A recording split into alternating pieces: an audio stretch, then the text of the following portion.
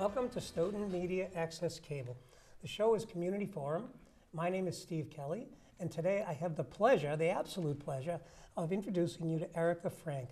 Erika is one of Stoughton's own, and she is going to start a business called the Conservatory School for the Performing Arts. So welcome, Erika. Thank you. Thank you for having me. So what brought you into, I'm going to start a school? Well, I have taught for several years, performed throughout the country, judged, adjudicated, and I thought, if I'm doing all of this, why not bring it right here to my native town of Stoughton and provide the students of all ages with the opportunity that I was able to have. What do you like about dancing and teaching the most? It has to be the kids. It's all about the kids. It's all about my students. I love watching the growth from when they're 3 years old and then they're at graduation. They come to me and they say, I'm going to go to school for dance. I'm going to be on Broadway. That is the number one most rewarding thing as a teacher. All right. I'm just going to read just so that the audience has just a hint of the things you've done. So at age 11, you were dancing with the Ballet Theatre of Boston's production of The Nutcracker, which is amazing. You've worked on some major motion films and television, the Teen Nick Halo Award Show, Taking Woodstock, Going the Distance, The Forger, and that was starring John Travolta for you John Travolta fans. Along with that, you have got a Bachelor of Arts degree in dance from Dean College. You're a graduate of the Dance Teachers Club of Boston Teachers Training Program. You're a degreed active member in Dance Masters of America. I mean, the list is enormous. And candidly to the audience, I can say I asked Erika to bring me her bio and resume to sort of study up on it. I like to be able to share some of it without having to read it. And she gave me 9 pages of credits. The Duval Dance Academy, the Spotlight Dance Studio, Adjudication Masterclass Experience, Motion Dance Studio, Academy of Dance. I mean, it's amazing the amount of different shows that she's been a part of. So we've asked you what you like about it the best. If you can tell the audience, I think a lot of people would like to start their own business. What's it like? It is a bunch of emotions put together in one package. First of all, it's exciting. You want to go out there, you want to promote, you want to give the community the information that you're providing them. At the same time, you have all this creativity going on and you want to see, how am I going to fund it? Who do I need to contact? What government resources are available to me? And thirdly, it involves your whole family, your friends, not only just your community, but at home it affects the whole family. Okay, so did you have to put together a business plan? Yes, which takes many, many, many days to put together, and I'm still going back and forth on it to this day because I'll be sleeping at night and I'll wake up and I have my little dandy notebook next to me and I'll say, you know what, that's a brilliant idea, I'm gonna put that in today. Well, I don't want to disappoint you, but I've owned my own business now for 41 years, and I got up last night and wrote down notes for a marketing thing that I'm doing. So I don't think that's ever going to go away. So what do you think is the primary thing that a person would need to do if they were going to start a business? I don't mind if whatever it was that they were going to sell, water that was a special kind of water or clothing. What do you think, based on your experience, and you're a new entrepreneur, but just based on that experience, what's it like? What do you think they should do? I would say my first step, it happened when I was in college. I knew that this was an avenue I was going to go down. I started preparing then. I started writing down all the ideas that I wanted to accomplish. I knew that that was my long-term goal, so I set my short-term goals. What do I need to achieve so I can have the experience to produce within my studio? So I went through my short-term goals, now I'm at the long-term goals. About a year ago, I actually spoke to my family about it, and I said, this is something that I want to do. Let's sit down and talk about it. My brother, Josh, if he's watching, hi, he was a great support. He has really helped me. He's a great marketer, and we sat down, we spoke about that together. Then from there on, I would say 6 months out, you really need to look at your finances and say, is this something that we can afford to do? Unfortunately, with the startup, it's really hard to get lenders to give you money to start up because it's the unknown. So just really providing that source of income, maybe even splitting your accounts into, open a few more so that you don't spend all of give yourself a limitation so that you can save money. And then lastly, I would just say, if you have a great idea and you have a passion for it, it is a risk. You have to be a risk taker to go into business. Right. However, if you are passionate and you love what you do, the reward is enormous, and I can't wait to see what it brings down the road. I think they say do what you love and the money will follow. Exactly, those are just numbers. Yeah, okay. I wonder, Roy's our producer. I want to say thank you to Roy for all his volunteering. Roy, would it be possible for you to put Erika's contact information? There we go. So the Conservatory School for the Performing Arts, LLC. And right now they're going to be located at 2 Canton Street, Suite A8 in Stoughton. That's at the Trackside Plaza. Erika's phone number, 781-588-2977. She'll be happy to enroll you. She'll be happy to take your marketing ideas, I'm sure. And you can also email her at frank.erika with a K at ymail.com. Not Gmail, but ymail. And she also has a Facebook page. And she would love if somebody would go on there and put a little like on that. So like us on Facebook at the Conservatory. And then the website is going to be www.theconservatoryschool.com. So just in that small piece of giving out your contact information, we see that you have an email, we see that you have Facebook, we see that you have a website. How many, how did you get to having all of those pieces? Well, I was up till 2 a.m. Okay. Rebuilding my my Facebook page last night because I'm still going back and forth with my graphic designers to put pictures and logos that I would like. My www. is under construction right now, but should be up by the end of the week. And it's just one of those things of having the time, just placing time management is the #1 key factor in doing all this marketing. Okay, and so this is a piece of the marketing, is being willing to share like the trials and tribulations of starting a business and saying, it helps that other people could see that this is what it's like, and you're kind of using that as a marketing tool at the same time. And I also want the community to be able to go on there and get updates. Like today I posted a picture, almost time for the show. That way they can follow us and really get involved in our company, because if they are going to enroll their students, it's not just a school, it's also a community within the school. I like that. So we haven't talked about your actual products. So tell me, what are your product offerings? What does that look like? Okay, so the Conservatory School for the Performing Arts, that's pretty broad. We don't, I'm guessing they're gonna have dance, right? Yeah. So we're gonna offer dance, theater, acting, singing, private lessons, pre-professional programs, recreational programs. So from my experience in the past of teaching and adjudicating, I've saw that a lot of schools like to place children in by age or just put them in a dance team. That's great if that's the way they want to run their school. However, I have set up a dance curriculum. So let's say you have a son and a daughter. Your son wants to do theater recreationally. Your daughter says, you know what, Dad, I want to join the dance company. I want to go to Broadway someday. We can specifically gear our programs to the need of each child, because my curriculum is so focused on development and technique, development and performance, development. Not only is the child placed by age, but also by ability. That way they're not dancing in a class. Let's say they take a ballet class once a week, and the kids around them, they're the same age, but they take 4 or 5 dance classes a week. For a teacher to come in, that's way too much to handle. You can't find the medium of education. So our whole school is based upon the educational purposes to provide to our students so that they have the opportunity to grow. So we're going to have a dance department, we'll have a recreational department. Within that dance department, we will have our pre-professional program that's for the intensive student. We will work with talent agencies to really provide the opportunities for any age, person, student to go out and do what they want. We'll have musical theater department, we'll have vocal lessons, and we're also going to have a huge adult program as well, because I know that you should never give up on your dreams, no matter how old you are. If you are 60 years old and you say, you know what, I want to be in a commercial, come to my school, because we'll make that happen. We have the connections to do that.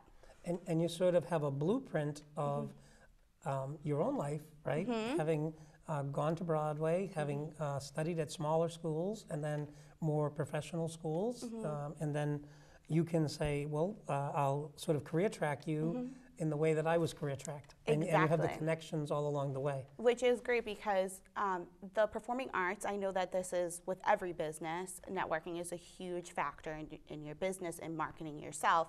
And within the performing arts, it's really who's who. You never want to burn a bridge, and that's a life lesson as well.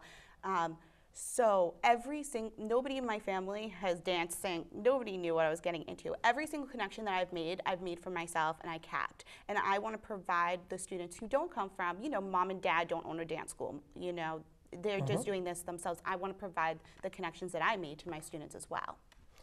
Do you envision any sort of cohesion or integration with the Stoughton school systems? I would love to do that, yes, absolutely. I actually put in a call to the principal last week. She's super busy, so she'll get back to me. But I would love to go in and speak to the drama department, the cheerleading team. I did in high school start a dance team my senior year. I don't know if that's still up and running, but I would like more information just to really get into the school system to provide my services. And that's at the Stoughton High School you started a dance team? Yes, when I was 17. Wow. Yep. That's very nice. Now you mentioned your mom and your dad, so they're going to have some involvement in this as well. What are they going to do? Well, my family has been a huge part of my life. My mom is my backbone, as you know. Steve has met her. She has gone around shopping with me for places, really has been my main support through this whole process. My fiance as well, he has really, really been a great guy. He really wants me to succeed in my dreams. He doesn't want to hold me back in any type of way. He just wants me to go out and provide for the community. But my family as a whole, my grandparents, my brothers, my aunt, we're all such a tight family that even though, sometimes you break down, you take it out on the ones you love the most, that at the end of the day, they have your back and they're there for you. Okay. Now, some of the positions that you currently hold, I understand that you're doing something with the Little Theater of Stoughton, right? Yes, and so if AJ McQuarrie is watching, thank you. Okay. I actually contacted him on Facebook when I came back from New York this summer, and I said I want to get involved in the community. I want to provide my services.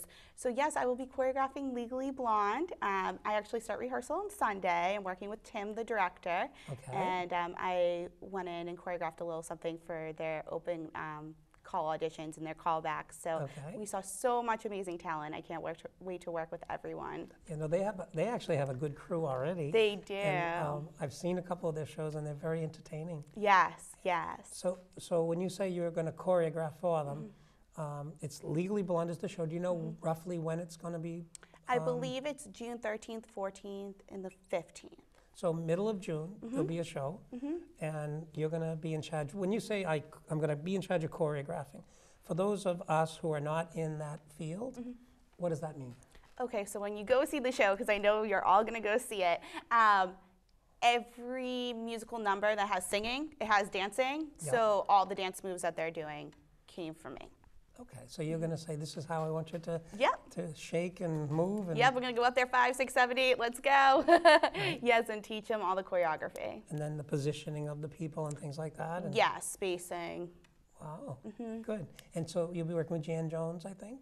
I have not met Jan. I have only worked with, so far, the director, Tim, and AJ, and Sarah, and Kelly. So I have not met her, but I look forward to. Yeah. Yes. Very nice. Okay. So when you, have you come to like a new level of appreciation as a result of this this struggle to open your own business? And I think at some point you've said it has been a struggle. So how would you look at that? It is a very humbling experience going through this process because I'm such a ballerina. I am type A personality. I want it 1, 2, 3, 4, 5, 6. I just want to go through the steps and the process that way.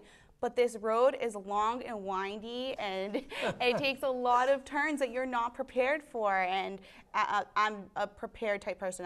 I know what I'm doing every day. From 9 to 10, I'm going here. So in a way, it just taught me to really let go a little bit and be able to take one step at a time instead of being so, this is, today I'm doing this, this, and this. Well, sometimes something comes up and now I have to do that. So it really made me diversified as an owner.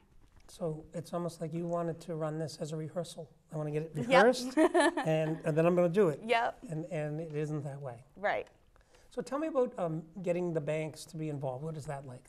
Okay, that's the process that I'm going through right now, but I have to say that a lot of the bankers that I've spoke to, that I went in to see actually yesterday, they were great help, even though the bank doesn't give money for startups.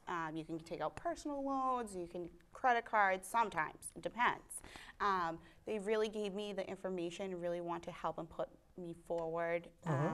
Like promoting me in the company, in their company, and really providing me, just giving me business cards of names of people. Hey, I know somebody who can do your sign. Little things like that go a long way. However, when it comes to grants and it comes to the funding, that's the process I'm going through right now, which can be a long-wearing process because in order for you to open, you need to know your financial plan. And luckily, I have had the conversation with my family, and we did make a roadmap as to if this situation doesn't come through, what's the next plan? If this situation doesn't pull through, what's the next plan? So you really need step by step. If something falls through, what's your next game plan? There always needs to be a B, a C, a D, and E So in lots every of backup situation. plans. Yes. Okay. So have you tried any state funding, federal funding, SBA? What have you done with those? Well, for anybody who's watching who wants to start a business, SBA is a great source. SCORE is a great source. I was working in Fall River with a SCORE program. They're great. They look over your business plan. They give you great advice, financial advice. And also, I actually started taking free classes at the Women's Center for Entrepreneurship in Boston last year. Before I knew I was going to start opening. And if you just go on their website, you can go in, you can take marketing. Is entrepreneurship right for you? So there is a lot of things out there through the government that are free, that are people who really want to help other entrepreneurs. Well, let's slow that down a little. Okay. Because I think you just mentioned a number of important resources. So the Women's Center for Entrepreneurship, how did you come to find them? To be honest, I Google searched. Yeah? Yep, and I Googled what's available for women owners. Okay. And that site popped up, and then you contacted them through their website, and they said, come on to Boston. And did you do like a preliminary interview with them? Nope. I just went to their free workshops. There's a lot of people there, and I just brought my notebook, and I learned just like going to college. Wow. And it was free? It was free. And who gave the courses? Maybe are there business owners or? They brought in like an attorney. It depends on what you sign up for. So I brought, like my first course I went into was, is entrepreneurship right for you? That was my first thing. So they brought in bankers. They brought in a lot of outside resources to really get the ball rolling as to, okay, I didn't think about that. And also they do free mentoring. So you can call and set up an appointment to speak with somebody. They'll mentor you for free. So what's been the biggest surprise? The biggest surprise. Honestly, it's the overwhelming love of the community in Stoughton. When I came back, I'm like, I hope everybody remembers me. And just like today, seeing Jeffrey, it brings back, everybody's here to support and guide you through. And So who's Jeff, so the audience Oh, will know? Jeff, I graduated with him, Jeff Pickett, in 2006, and we just ran into each other here. So it's just making those small connections, and everybody's just really willing to help.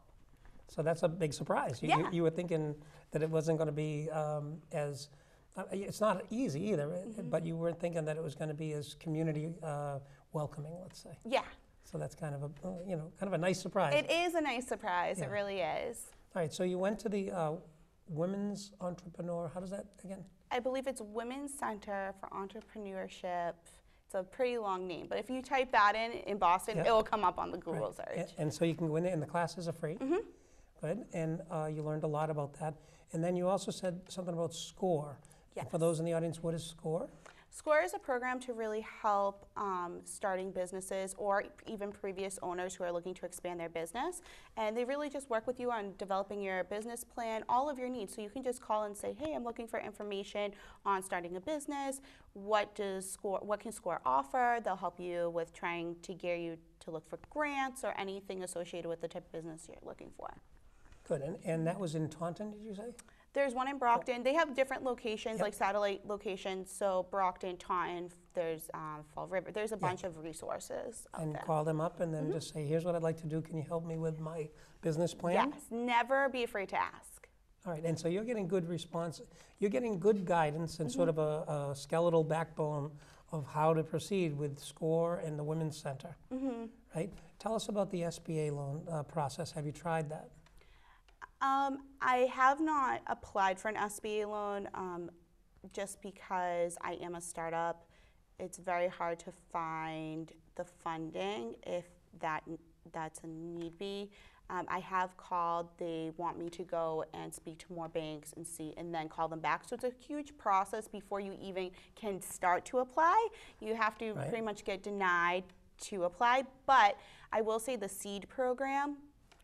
What's the SEED program? Okay, so the SEED program. But let me just interrupt Yes. for a second. Erika is turning out to be a bottomless resource for things that you do when you want to start a new business.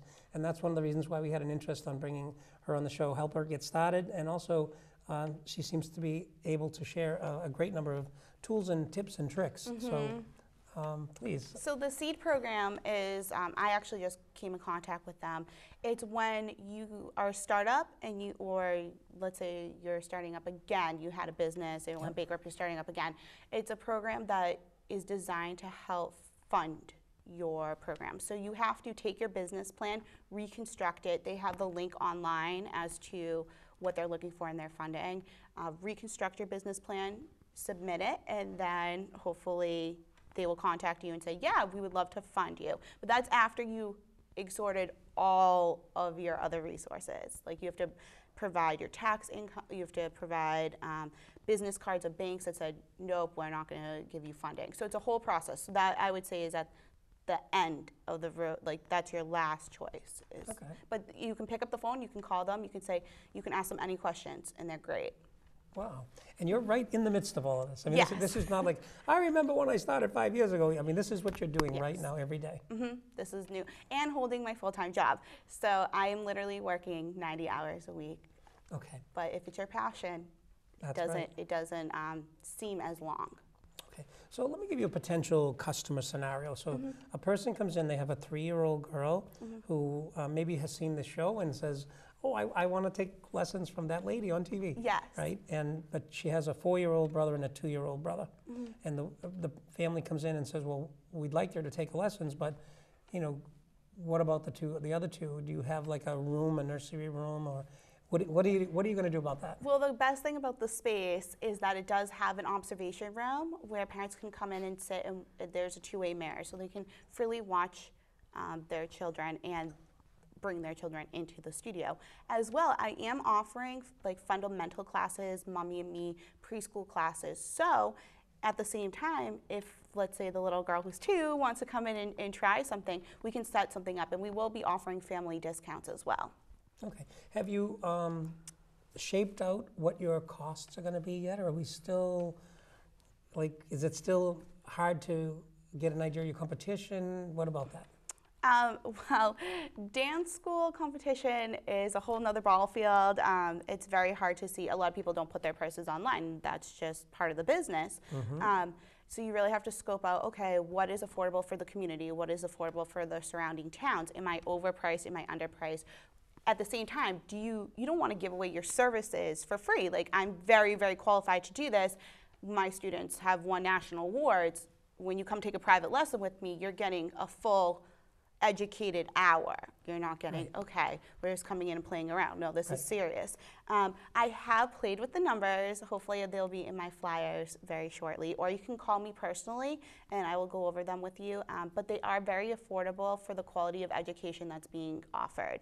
And it really, the prices really make it so that the student who wants to do the pre-professional programs can afford it, and so everybody can get a shot. Okay. You have a couple of helpers that are going to be helping you. I know you couldn't do all of this on your own. Yes. Tell me about how you're going to work that out.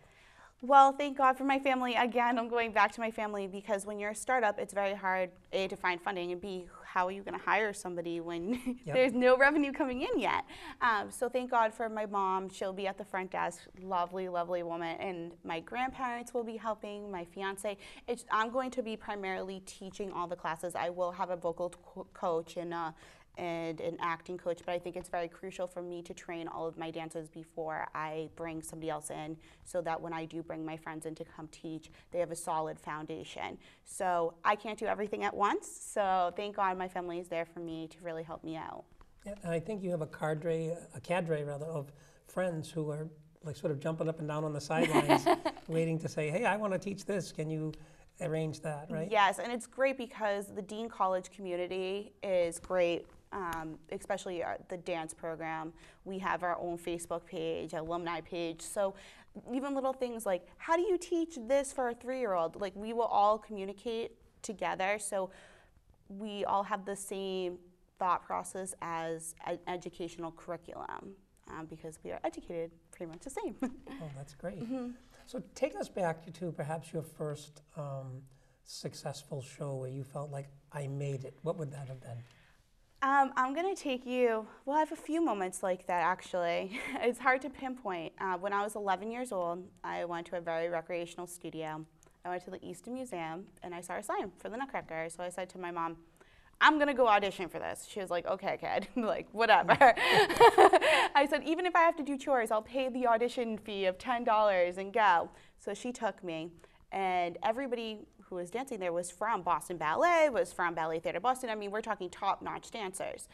Getting into that program was just a huge, huge, huge success for me because I was just taking class once a week and they saw something in me and I was able to really learn at a professional rate. And those of you who are from Stoughton probably remember coming to see me in the Nutcracker because the O'Donnell Middle School, my little team came, and it was great. The second biggest accomplishment, well, I have a few, but the second biggest of making it as an actor would be when I was in college and a few of my friends dragged me to an audition and I was like, I'm a dancer, I'm not an actor.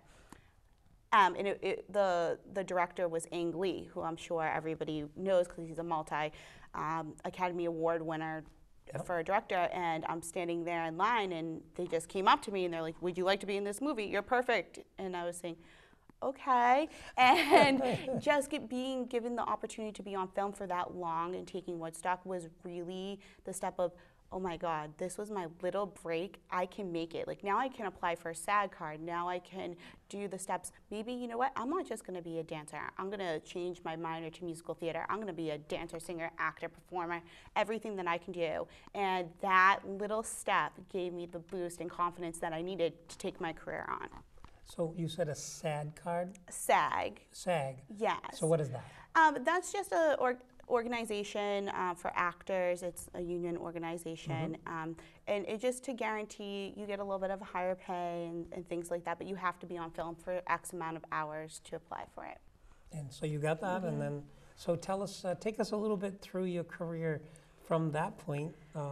What happened next? And did you go back to school and try to focus a little more on acting, or what happened? Yeah, I went back to school. I said to my advisor, you know, this is what I want to do. I want to be able to act as well. So I enrolled in every single acting course I could imagine, improvisation, singing, every type of lesson that I could get my hands on, I wanted to. At the same time, I was applying for dance agencies and different type of acting agencies to really promote me to be able to go on film and perform. So from after college, I have to say that I've dabbled my hands in choreographing for students and adults at studios, as well as being able to travel the country and judge and adjudicate and do my own thing as to acting on television and film. So I was able to shape my career as to how I wanted it. I didn't just want to teach, I wanted to be able to really fully accomplish my dance and acting dreams before I opened my studio, so that I could really give my experience back to my students. So would you take another acting role if it was offered? I mean, is that something that you'd say, not really, I want to do this now and I wouldn't, or? Well, today, right now, I would think it'd be a little bit too hectic with trying to start a business and keep my jobs and do that. However, sometimes it's a one-day role. So if it's one day I have to come in and film, that's fine, like today. Yeah. Yeah. Okay. So what is your like strength in acting? What would you say the thing that if I were a director, what would I do best at hiring you to do? I would definitely say characterization because I'm a dancer, I'm a great mover. So when it comes to really emoting emotion throughout the body, that's where I really succeed at because I'm able to take my dance training and my acting training and mold them together, which is great, which makes you very diverse in the field. All right, so I'm going to put you on the spot. Okay. Oh. Oh, God. So, like, if you wanted to convey sadness, what would you do? Like, what kind of things would you do with your body?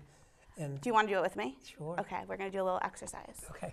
So first of all, I want you to close your eyes, and I want you to think, what's one person that you can think that was recently sad, and how was their body type? So open. Did you think of someone? So they Yes. wouldn't be sitting up straight, right? They'd probably be hunched over, depressed, you know. Kinda like Try me. to sink into that character. So you'd be hunched over, depressed, maybe even lifeless. Really try to emote how that person would walk. If we were walking, I'd have you walk as well. Okay, open. Okay, so you're still sitting the same. So try to shape your body. How would somebody feel sad? I think like the shoulders will be slouched a little bit. They would probably be head hung. Yeah, It's and very a little bit, sad. A little bit of like almost a hiccupy tear, like that. Yeah. And maybe even if it's a more depressed sad, you might not even be able to tell that they're upset. So it depends. What is sad? Are you depressed? Because some people who are depressed come off in the public as very strong. Nobody knows that they're depressed. So it's just really finding that character analysis as to what is sad. Are you hysterically crying? Are you just sad because your parent grounded you, or are you sad because of a major reason, and then shape it that way? So it seems to me that I would have just had an acting lesson as an adult. You said Yes. you have adults coming in, and, Yes. and I think I saw you drawing on reserves of many acting moments just then. Would you say that? Yes, Yeah. definitely. So, and you did great. You were on the Thank spot. And you said, you. look, here's what we're going to do. I'm going to show you how we're going to stylize you into the role that you're asking me to produce. Yeah. Yes, I'm glad that you learned something today. So Steve seems sad. He's lying. No, but it was just something that, wow, that's part of the acting. Now, what about dancing? What do you, take us through something about dance? Well, first of all, my philosophy is I have a very strong ballet foundation, and my philosophy is that without ballet, you don't have a foundation to the house. So a lot of my courses are required to have ballet, because without ballet, if you're in a jazz class and you're telling a student you need to rotate from the hip, if they've never taken a ballet course, what does that mean exactly? So I really believe in having ballet as the foundation, building off of that foundation so that our students are very well-rounded in the dance aspect. Is that considered typical in good dance programs that you start out in ballet? Yes, it's very typical. A lot of studios do like a multi-course. You get a little bit of ballet, a little bit of tap. That's great. However, I feel that by age 6, 7, 8, your muscle memory is really developing. So if you're going to get your child into any sort of dance, it should be ballet before it is jazz, because without ballet, you can't do jazz. Do you see what I mean? Ballet is the derivative of each genre of dance. I would love to say yes, like I understood that, but I actually don't understand it. But I will share a personal vignette that I'm actually taking dancing lessons now. No way, that's awesome. Yeah. And the idea of moving your hips in the way that you're talking about is I'm like barely like connecting to that as I try to do it, because it's a very shifty kind of a move that you're just not used to as a non-dancer. It's very true. Yeah, so I actually need a pointer about how do I get my hips to go the way that the dance instructor is asking me, and we're doing like salsa and swing and things like that, and my hips seem to be lazy. Well, I could say, coming from ballet technique, it's called plie, means to bend, a slight bend. The more you bend your knees, the easier it is to move your hips, because if your knees are Yeah, locked. You know so much, so I want to try to slow you down and kind of bring that up. Plie, what is that? That's to bend. It's a slight bend. A grand plie is a large bend. A plie is a slight bend. However, I do have a little issue with that terminology, just because a plie, you think slight bend, you would go plop. No, it's a two-way stretch. So as you go down, you're lifting your body up, and as you're coming back up, you're pushing your energy down into the ground so that you use that bend. You bend before you lift something. Same thing. You bend to go up in the air. However, when you want to move your hips, like in jazz or hip hop, you really need to utilize that bend so that your hips can move more fluidly. Yeah. Try it. It's easier said than done. I mean, I've been practicing now for several weeks, and it's just something so hard to learn to get that, and then to try to square your shoulders at the same time, because I mean, I can move my hips if I go like this. Oh, you said square. You know what square means. Yeah, but they're trying to get me to like stay like this and move my hips. Yeah, and it's that's hard to do. It's hard because you got to isolate different parts of your body. Yeah. So that's some of the things that you'll be teaching. Yes, absolutely. And through a ballet component. So take me through a first lesson. So my granddaughter is 4. Okay. So if I brought little Ellen, what would that first lesson be with you? Would you sit down and talk to her first, or what is it like? Well, I currently teach a lot of preschool classes on my Saturdays. I love them to pieces. We always start our class with circle time, which each child is able, it installs a self-confidence that they need to be the dancer that they need to progress in as an adult, because without self-confidence, you really can't dance. Dance is all 99% confidence. So we sit down in a circle, we say our name, and one great thing that happened this week, no matter what it is, one thing you're really proud of. Then what we do, it's a creative movement aspect, because they're so young, they're 4 years old. Their muscle memory, you could teach them to tendu all day. Are they gonna remember how to tendu properly? To do what? Tendu, to stretch to point your feet. Excuse me, tendu? Yes. So that's a stretching exercise. Like for your feet, so you would stretch your feet. So point your toes. Point your toes, okay. Yeah, so you want to stretch through the floor. That concept a 4-year-old can't really grasp. So how do we teach them the motor skills that are necessary to start the tendu or the plie when they get a little bit older? So I infuse creative movement techniques where we do some fun motor skill activity that we can take to the next course when they are Like 5 or that, 6. or No, like more like trying to, let's say I put down a bunch of hula hoops. Try to jump into the hula hoops, and when you jump, try to point your feet and then come down. Can I hear you when you come down? Little games like that where they don't realize that we're actually teaching them a solid foundation to bring into that ballet world. So they have a circle time. Yeah. One good thing that happened. So what was one good thing that happened for you this week?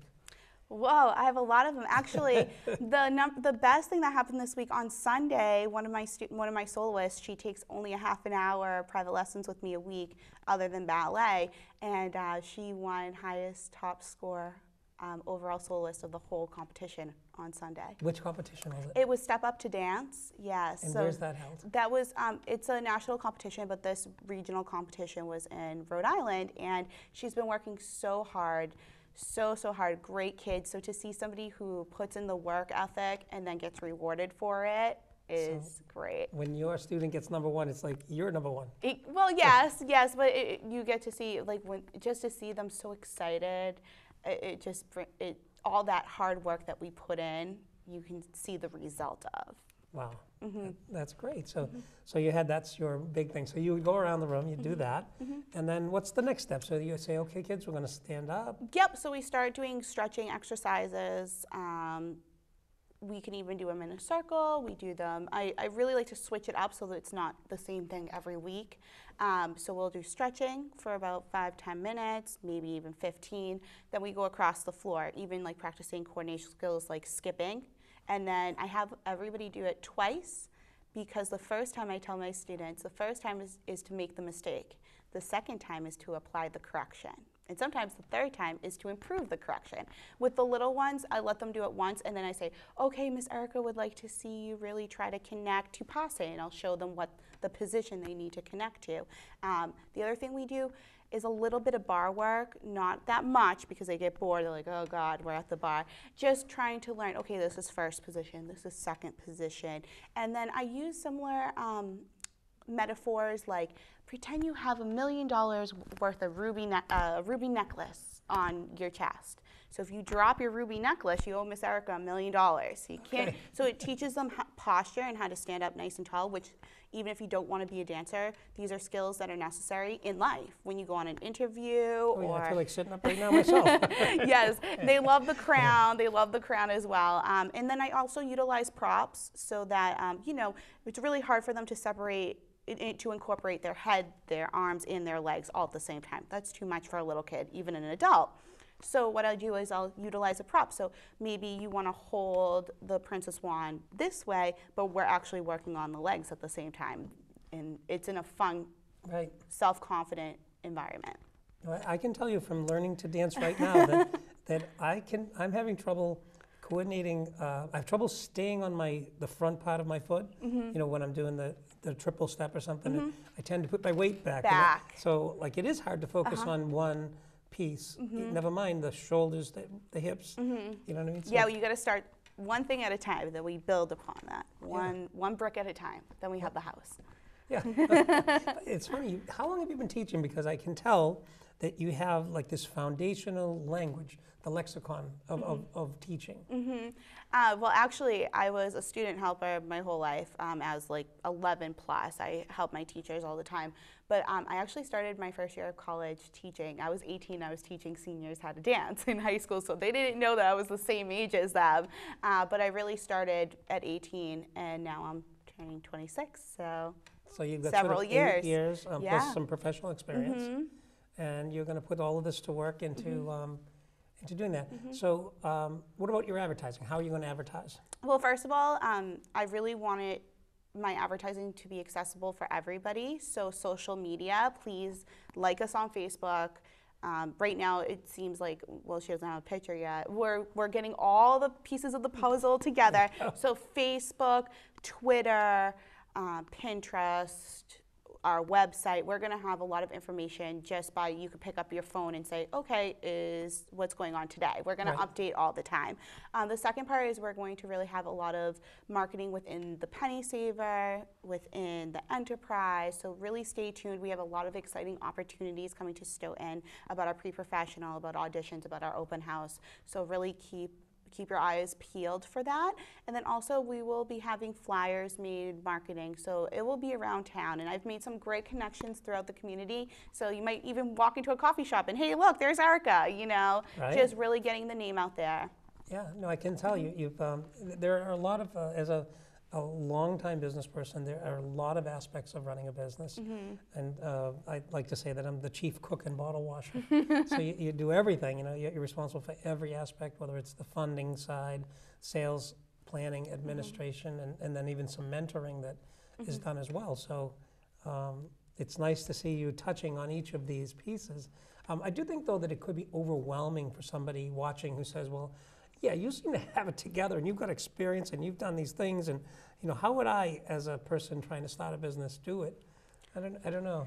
Well, first of all, I would like to go back and say thank you for having me on the show, because without you, I wouldn't be able to advertise the way that I am. So this is this is one great connection that I made, and you have helped me so much develop my plans throughout my process. So it's really great to have a strong support system from somebody who has started and now has this huge business, which is great, so I can learn from you. Also, I would just say to take one step at a time to plan out. Take that time in the morning, like what I do is I have my coffee, sometimes I go on my porch and I just think, okay, what are the 5 things that I want to do today?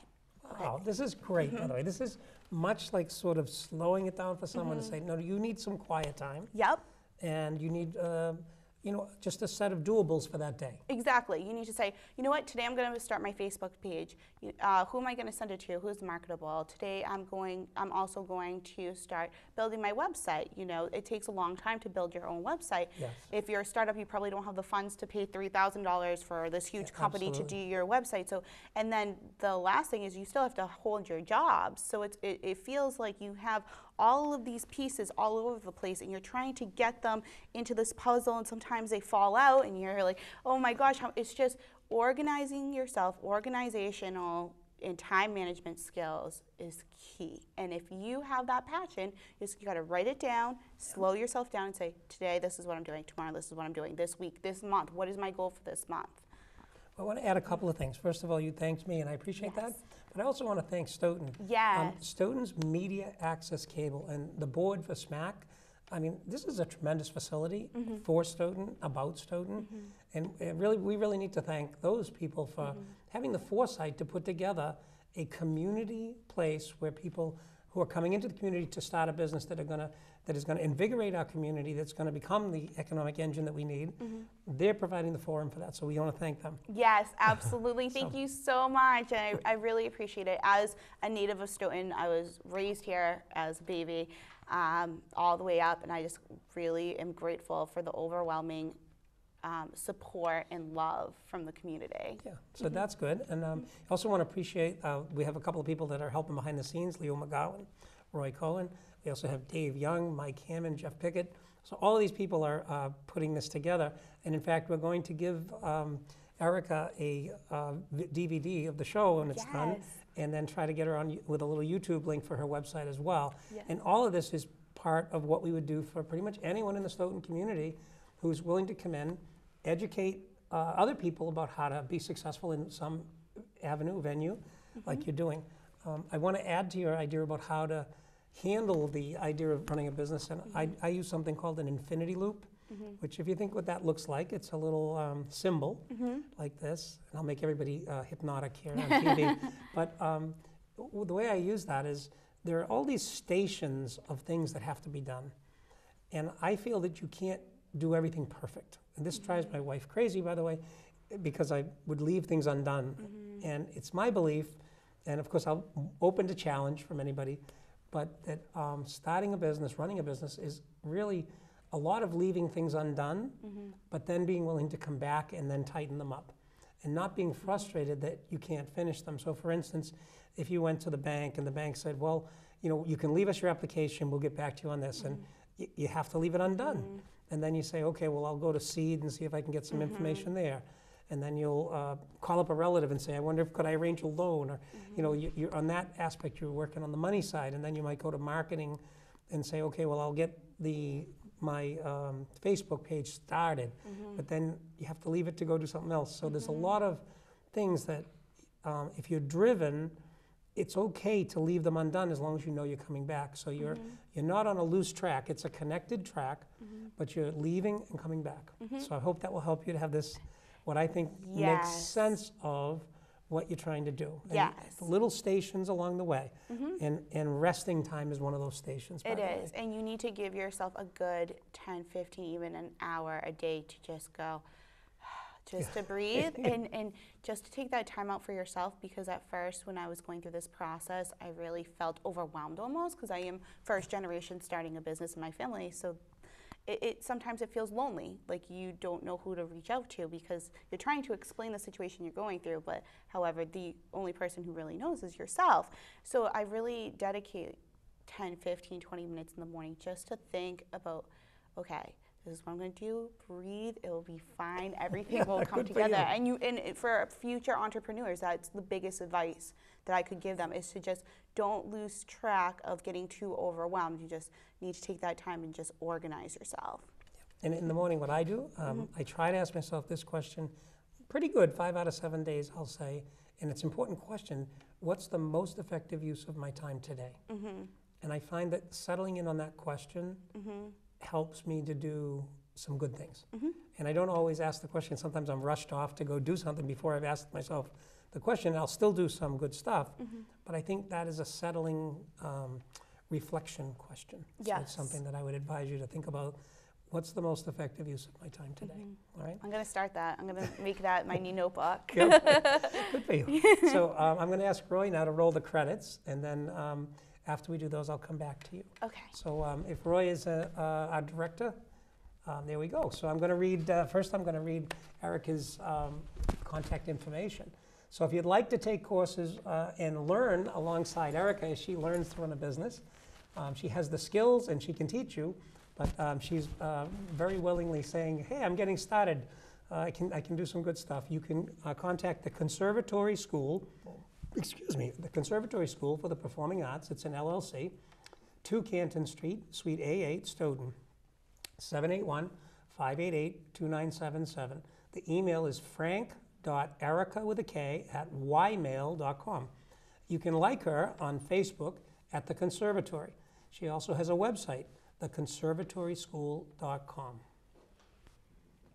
And NAMI Walks, we want you to know about this, the National Alliance on Mental Illness. Saturday on May 10, 2014, DCR's Artesimo Park, 1255 Soldiers Field Road in Brighton. This walk is to raise awareness about mental illness and to stop the stigma. They're missing a T in that, but I knew what it was. www.namiwalks.org/Massachusetts. Contact Karen Gromis, 617-580-8541. The crew would like to thank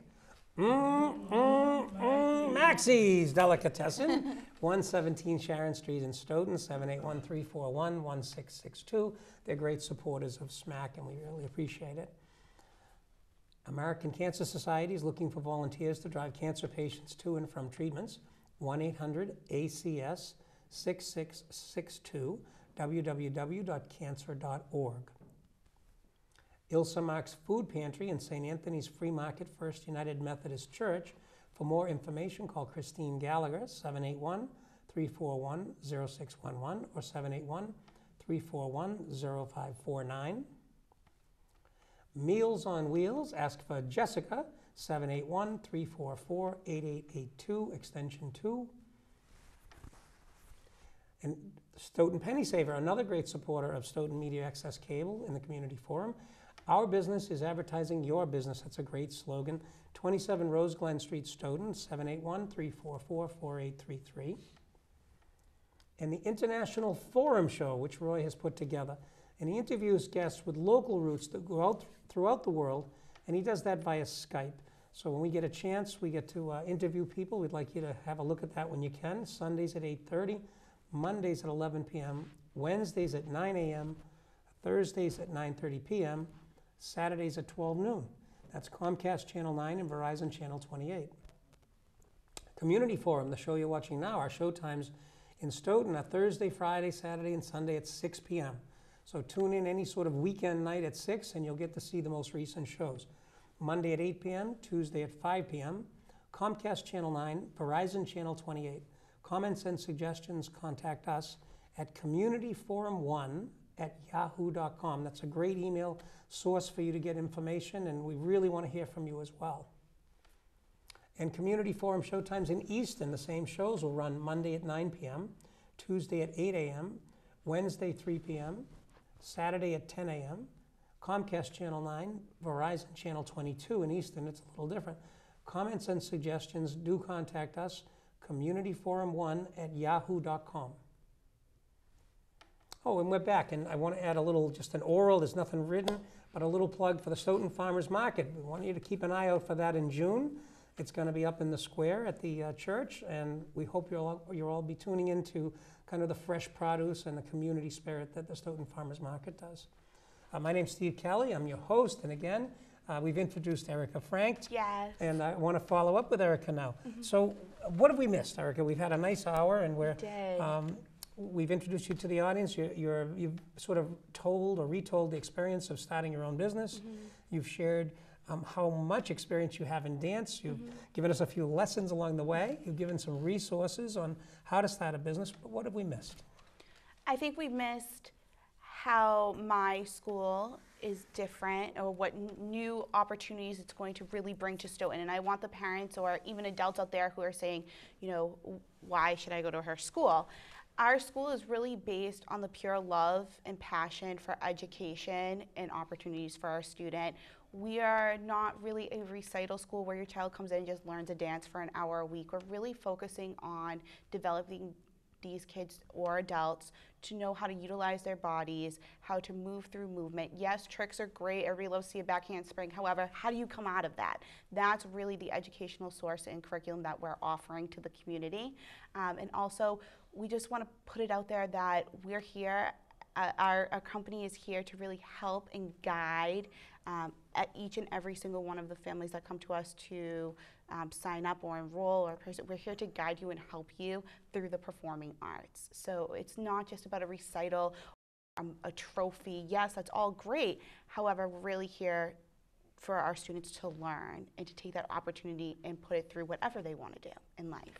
So it sounds like the somersault is more than a somersault. It would be more like you're going to answer to what effect the somersault will have. Well, how do you, okay, the somersault might be beautiful, but how did you get into that? How did you come out of that? How do you develop your story through movement? How do you develop your creativity through your passion? You have to, you know, when I choreograph, I'm thinking, okay, this is the storyline. How am I going to convey this message through the body to the audience so that they can receive it?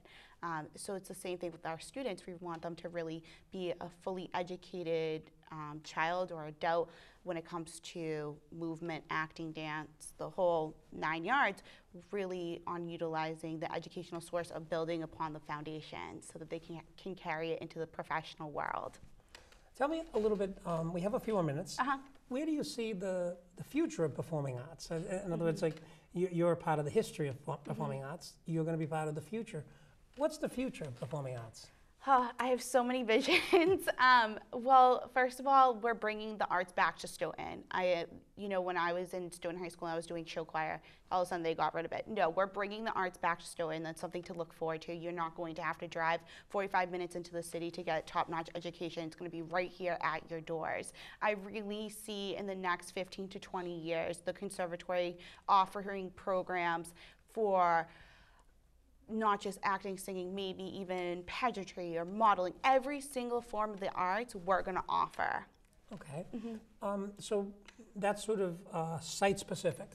But I'm going to push you a little bit more to the field of performing arts. Where is the field of performing arts heading?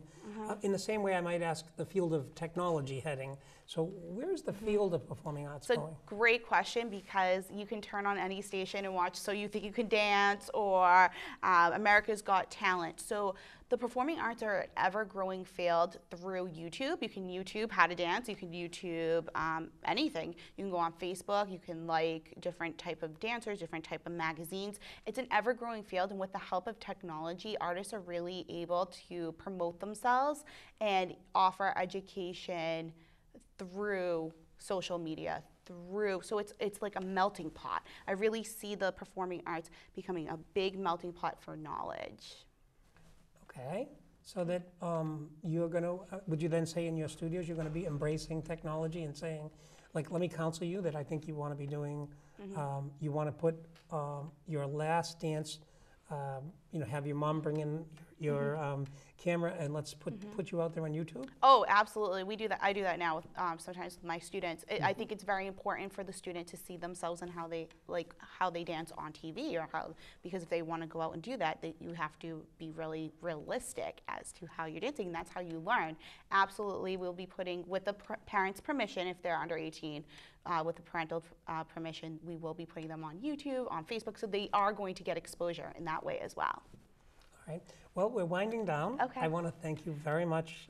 You've given a great interview, and I think some good resources for people trying to start a business. Well, thank you so much for having me, and I really want to thank the community as well for all of their support and love. All right. Thank you very much for watching. Thank you. It's another Community Forum show.